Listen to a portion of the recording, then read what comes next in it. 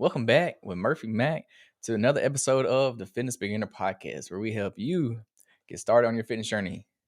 What's up, folks? Hope everybody is having a great day. I don't know why, but I just got a random burst of energy. I guess because I know it's time to get on the podcast and spread some value to y'all, which I enjoy doing. And I just want to take a little moment of gratitude right here. This will be episode 90, the big 90.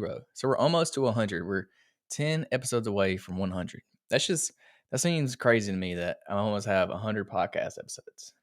I started this, I guess, almost 2 years ago now. So I just think it's pretty cool that I'm still doing it. Honestly, I didn't have no expectations when I first started the podcast. I didn't know where it would take me. And honestly, for being honest, it hasn't really taken me anywhere, but it has given me some cool opportunities. It's taught me a lot, and I've gotten to where I enjoy doing it. I enjoy getting on here talking to y'all, even though I'm just talking to a computer or a camera. But I like doing it. It's fun. I see myself continuing to do it in the future. But I just want to give a big shout out to all the listeners. If you're listening to this right now, I want to share some of my numbers, like quick numbers that they're not like crazy numbers by any means, but they mean a lot to me. So for the podcast, I have 6,260 all-time plays, which in the grand scheme of things is not a lot compared to most podcasts. But for just some random old dude that just likes talking about fitness that doesn't in his free time, I think that's pretty good. That's pretty good for me. I enjoy doing it, and those numbers are only going to go up from here. So we'll be at 10,000 in no time. Shout out to y'all for listening to my podcast. Y'all are the reason I have all those views. And if you go to my YouTube channel, I just started the Fitness Beginner Podcast YouTube channel. We already have 12,500 views on the YouTube channel alone. So we have almost double on the YouTube, but that includes long form videos and short form. So a lot of those views are from short form videos.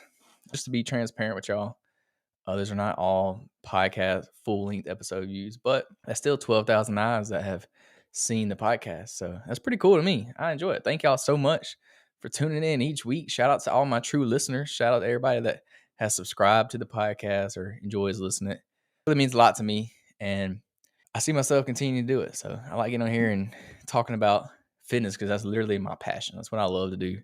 And I'm not going to stop anytime soon. So I might as well spread some value, some things that I've learned over the 10 years that I've been working out to y'all. So hopefully y'all will take it and y'all will enjoy it and y'all will see the benefits that I see from it. So that's the whole reason I do the podcast, just because it's a passion project for me. I'm not trying to make a living off this podcast by no means. It would be cool if I could do that. And maybe that's somewhere in the future, but I just do it now for fun. It's a passion project for me and I enjoy doing it. So shout out to y'all. Also, a quick little update on myself.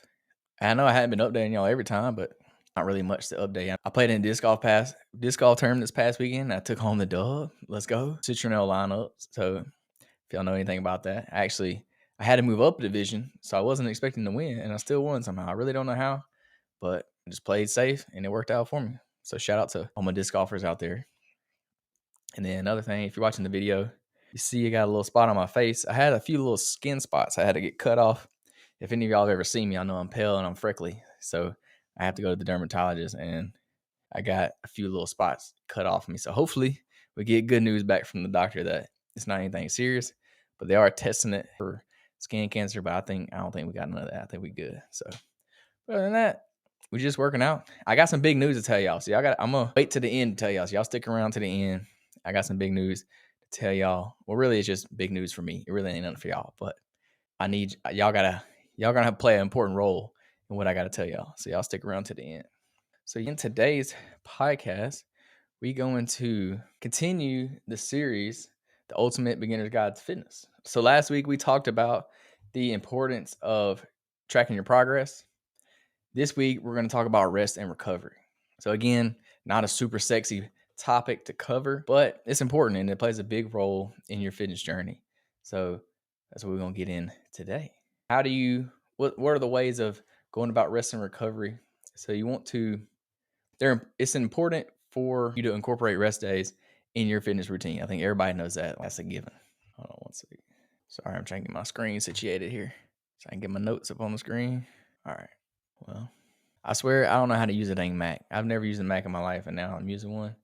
And it's so much harder to use this than it is a Windows computer. I don't understand it. All right, here we go. So the importance of rest days in your fitness routine. Rest days are crucial components of a well-rounded fitness routine, playing a vital role in promoting overall health, preventing overtraining, and optimizing your performance. So here are several reasons highlighting the importance of incorporating rest days into your fitness routine. Number one, muscle recovery. So you got to repair and you got to give time for growth. Rest days allow your muscles to repair and they grow after the stress of exercise. So this is pretty common to know that you don't actually grow in the gym. You actually tear your muscles down in the gym and then you grow on your rest days. You grow while you're sleeping. And then also protein synthesis. So during your rest, this is when protein synthesis increases, facilitating the rebuilding of muscle tissues. So again, you tear down your muscle tissues in the gym and then you repair them through your protein synthesis on your rest days when you're not in the gym. Number two, injury prevention. So your tissue repair, adequate rest reduces the risk of overuse injuries by giving the body time to repair damaged tissues. So again, you're tearing your body down, you got to let it repair. You tear it down a little bit and then you let it repair. And then you tear it down a little bit and then you let it repair. And then you keep doing that and that's how you get stronger and stronger and you get bigger and bigger. That's just the process. And also joint health. So joints and connective tissues benefit from rest, reducing the likelihood of strains or stress-related injuries. So if you're not taking rest days, you're probably going to end up injured more often than not. So you got to make sure you're letting your body recover because if not, you're going to tear down your muscles too much and it's going to lead to bad form and eventually going to lead to injury, which ultimately is going to take you out of the gym. You get injured, you're not going to be able to work out, period. So it's going to do more harm than good. So you don't want to overtrain. Number three, performance optimization. So you want to be able to replenish your energy stores. Rest days help replenish glycogen stores, providing the energy needed for optimal performance. So you're going to get the glycogen from the carbs that you eat. Also, improved endurance. So well-rested muscles contribute to improved endurance during subsequent workouts. So if your muscles are tired, they're exhausted, they're worn down, they're not well rested, you're not gonna be able to have a really good workout in the gym. You're not gonna have optimized workouts because they haven't repaired themselves. They're already broken down. So there's no need to break them down even more. You gotta let them recover and then you can break them down again because it's not gonna help you to keep tearing them down every single day.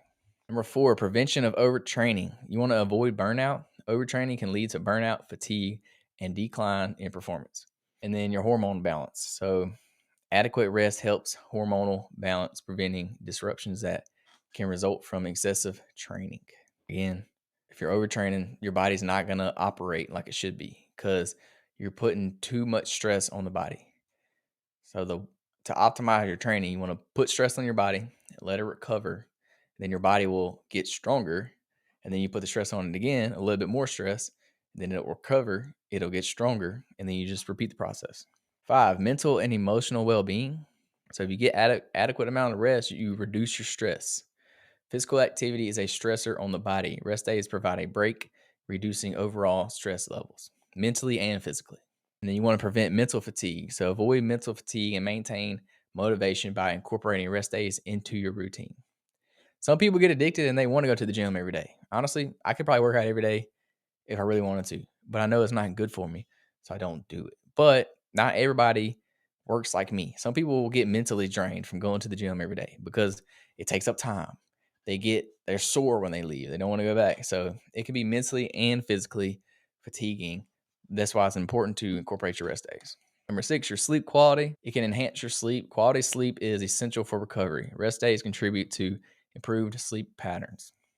Trust me, if you're working out hard, you're going to sleep good. You're going to want to sleep good because your body's going to be tired. Your body's going to be worn out and you get better sleep because it allows your body to recover when you're sleeping.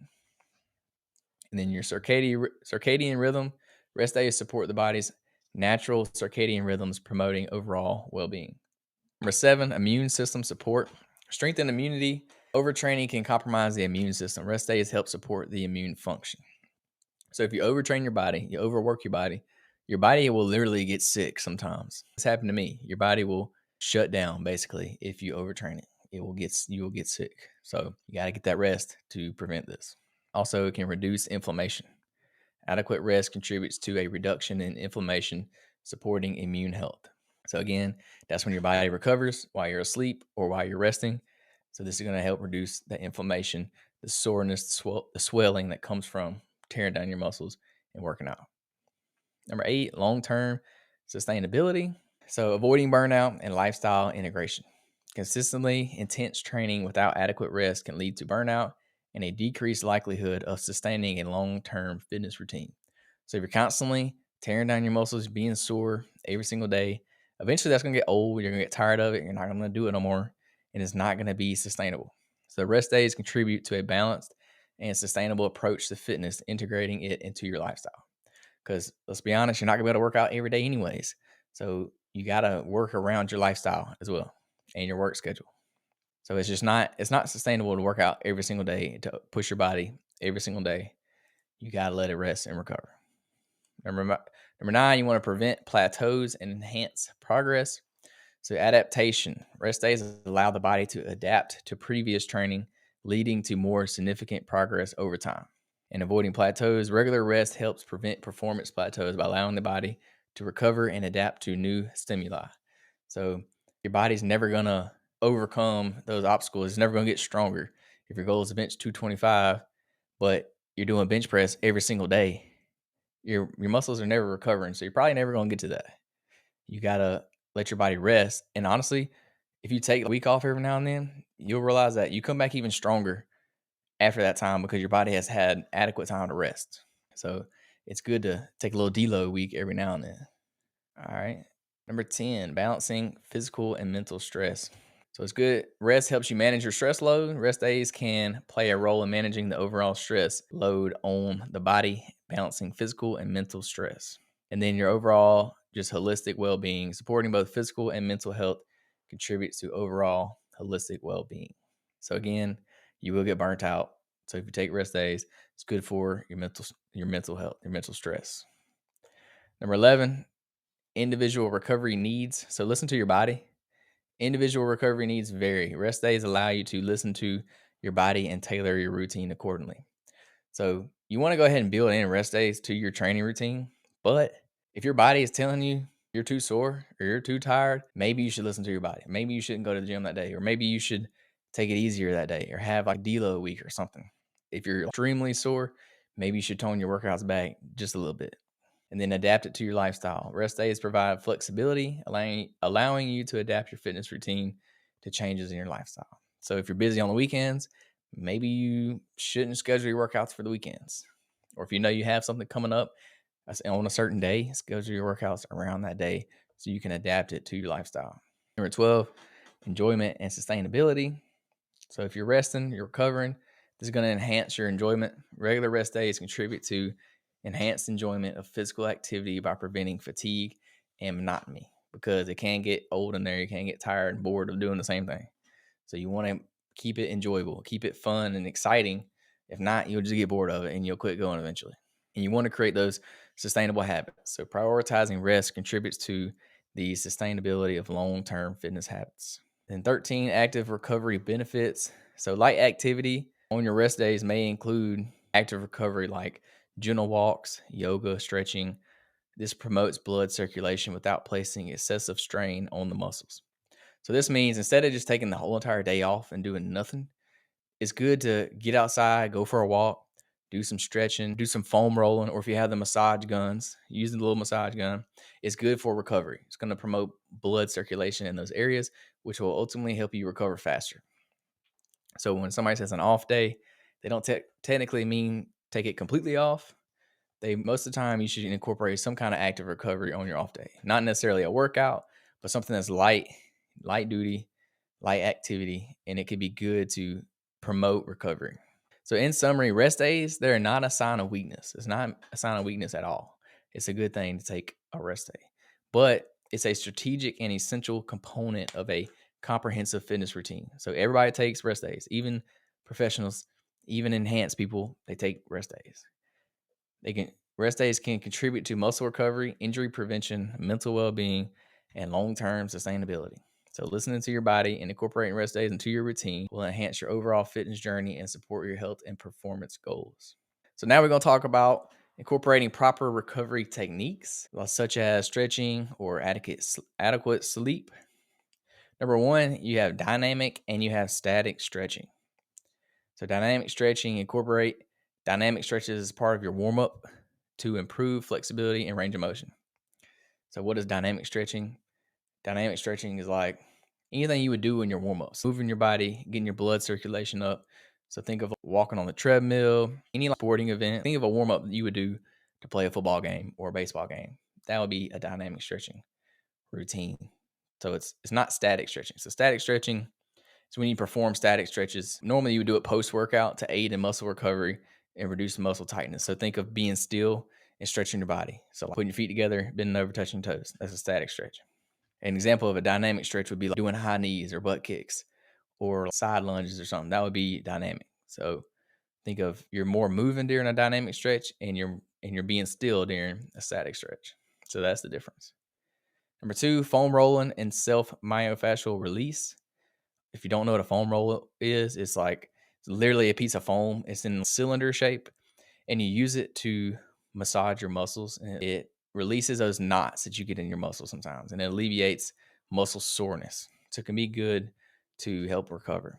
So self myofascial release, incorporate tools like the massage balls or rollers to target specific muscle groups. Now you see the muscle massage guns a lot. That's very popular now. I actually have one myself and I like it a lot.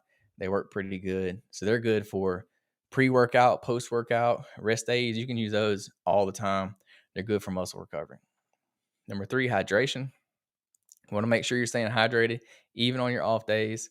This will support your overall body functions, including your nutrient transport and your muscle recovery. Also, not only with drinking water, drink some electrolytes, replenish those electrolytes that was lost during your intense workouts, especially in warm environments. So if you're sweating a lot, you really, really, really got to get your electrolytes in, get some salt in your body. This is going to be good to keep your body hydrated. Most people, when they think of hydration, they just think of water. Well, water is very important, but you also need the electrolytes too. Don't forget about those. Number four, nutrient-rich post-workout nutrition. So get a meal in after your workout. Eat some food, protein and carbohydrates. Most importantly, consume a balanced post-workout meal or snack containing protein and carbs to support muscle repair and replenish those glycogen stores that you just burned off. So timing, you want to aim to eat within the first hour after your exercise for optimal recovery. But if you can't get it in within an hour, that's okay. Just get it in as soon as you can. Number five, make sure you're getting adequate sleep. You want to aim for 7 to 9 hours of quality sleep per night to support physical and mental recovery. I think everybody knows that. No point in harping on that one. And you also want to make sure you're having a consistent sleep schedule. So maintain a regular schedule to regulate your circadian rhythm. Go to bed and wake up at the same time every day. It's pretty simple. Even on the weekends. Don't sleep in on the weekend. Sorry. If you need some extra sleep on the weekends, I guess it's okay to sleep in. But if you want to maintain that circadian rhythm, it's good to just go ahead and set your alarms every day of the week. Number six, active recovery.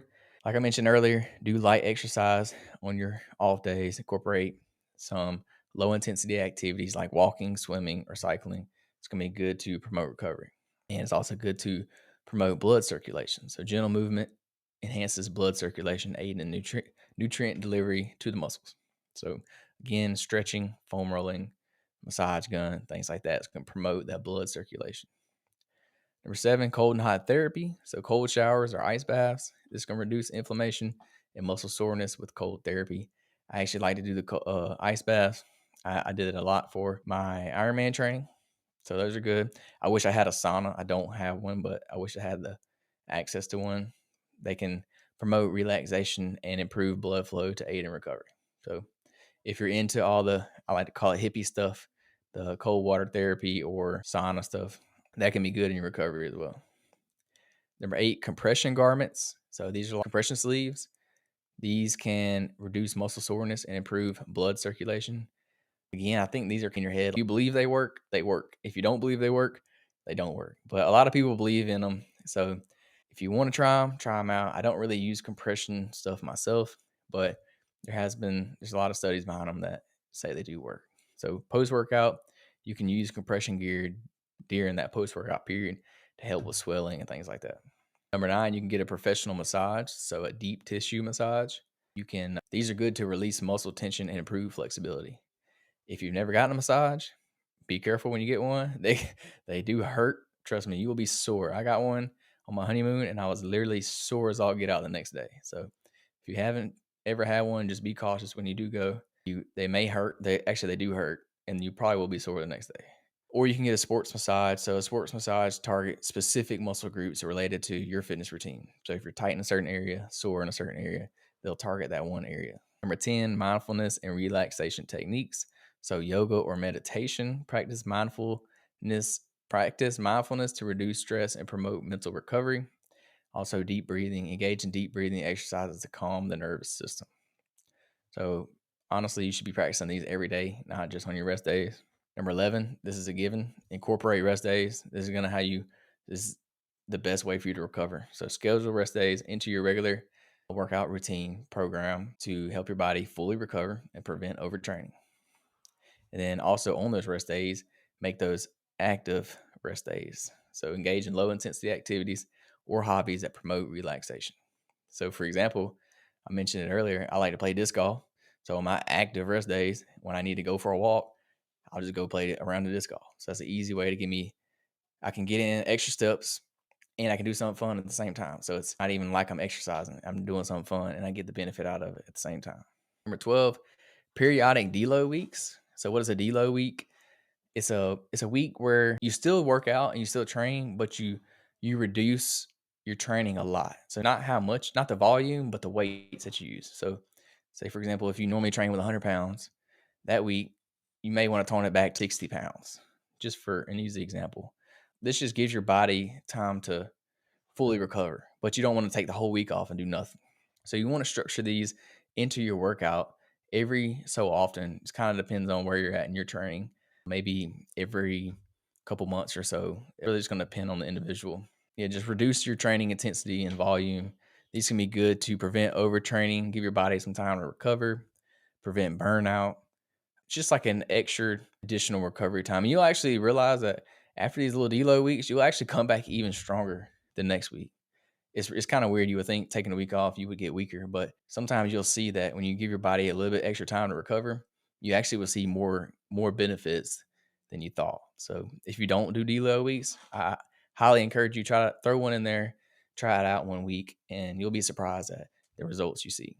Number 13, hormonal balance. So cortisol regulation, manage stress levels to regulate cortisol, a hormone associated with stress that can impact recovery.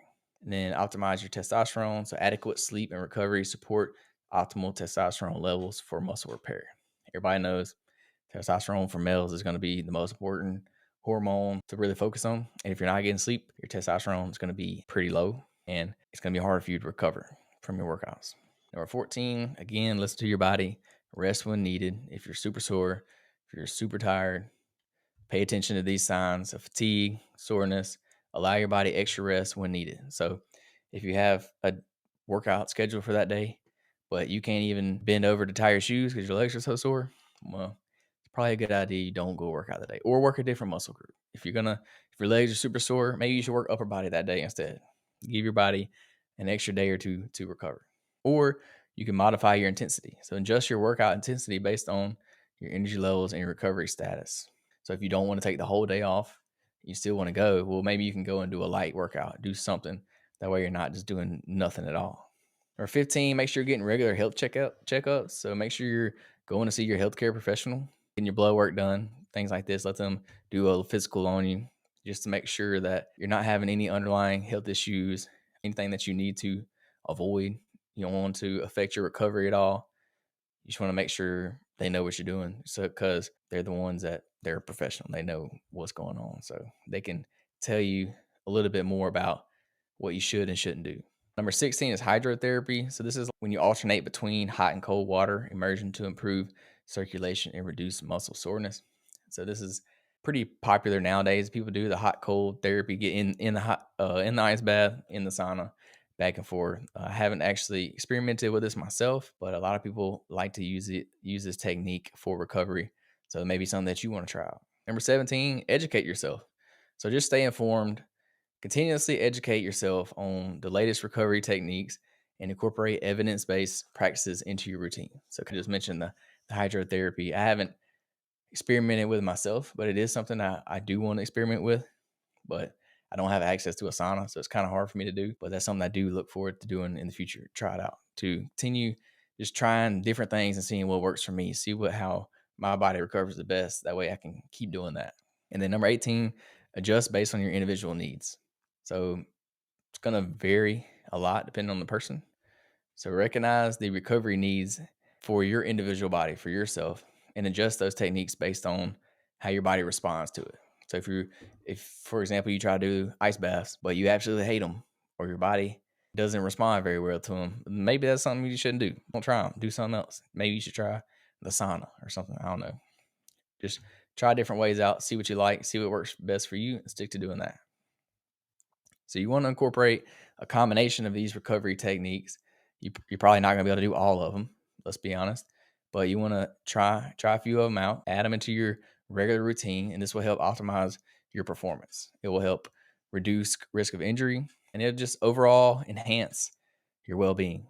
So customize these techniques based on your specific needs and your preferences, and that's key to creating a sustainable and effective recovery plan. So that's basically rest and recovery in a nutshell. I know it's nothing sexy to talk about, but it's important and everybody needs to do it. Beginner, intermediate, advanced, professional, whoever.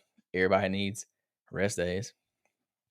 Right now, I'm taking a rest day every third day. So I'm working out 2 days, and then the third day is an off day. And then I work out 2 days, and the third day is an off day. So I'm on 2, off 1, on 2, off 1. That's what I'm doing right now, and that works well for me. And I'm also staggering my workouts. So I'll do upper body, then lower body. So that way I let my body recover all the way before I train that muscle group again. So it also depends on how you're stacking your workouts. You want to make sure you're doing that properly as well. This is why it's important to follow a structured routine and don't just wing it and go in the gym and do whatever you want to, because it's probably not optimized if you're not following a structured routine. So that's it for the rest and recovery of the podcast. So I guess we can get to the big news that I mentioned earlier. So last year, if you listen to the podcast, y'all know I did an Ironman, and that was a big deal for me. It took a very long time to train for, 10 months basically. I trained for it, and it kind of inspired me. It sparked this thing inside of me that I made a goal that every year I want to do one big event, one big challenge for myself. And so it's like a bucket list thing. I have every year I want to do not one thing off my bucket list. Well, last year was Ironman. Well, I don't want to do another Ironman again because I've already done one. I probably will do one in the future, but I have a list of things I want to do. So the next thing I wanted to do was a bodybuilding show. So guess what? Your boy is doing a bodybuilding show. So that's the big news. I've already hired a coach. I've been working with him for about 2 weeks now. So right now I'm in my bulking phase. So I'm still trying to put on some weight before we really cut down. I'm about 21 weeks out. I'm doing a show August 24th. It's the Alabama State Championships is what it's called. It's in Gaston, Alabama, August 24th. So yeah, forward to it. I've never done anything like it. I've done any posing, like legit posing. Never really dieted down to get like super lean. So it's gonna be a learning curve. I want to be a student of the game. So I want to learn the whole process of dieting down, all that, like the process of doing a show. That's kind of why I want to learn how to do all that so that I can be a student of the game, but I can also help y'all. I can also teach y'all more about the process, and because I know more. So I'm still being a student, even 10 years into the game, I'm still learning. So I'm looking forward to it. It's going to be new. It's going to be hard. I know a lot of people that have done it. I know they say that the prep is super hard. I'm going to be super hungry, probably a little hangry in there, but hey, I'm looking forward to it. And it was a super hard challenge. So if I could do that in less than a year, I think I could train for a bodybuilding show. I know it's going to be completely different types of stress. But yeah, forward to it. It'd be new. I never really been that thought of doing a bodybuilding show has never really like caught my interest. Just 'cause I don't like the fact you have to get a spray tan and you got no clothes on the stage. That's never really got my attention, but it's like a bucket list thing. So I might as well do it while I'm young, and I'm in good shape right now. So we're gonna do it. We're gonna knock it out. We're gonna try it. We're gonna see if I like it. If I like it, hey, I may do another one. But if not, oh well. At least I did one. So The reason I want to tell y'all that though is I want y'all to hold me accountable. Y'all got to make sure I'm sticking to my workouts and especially sticking to my diet.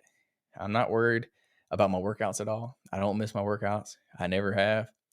That's not something that's hard for me to do. Like working out's easy for me because I have it dialed in my routine. It's natural for me to go to the gym, but I am going to struggle very, very hard when it comes to doing my diet for sure. Like, that's going to be super hard for me.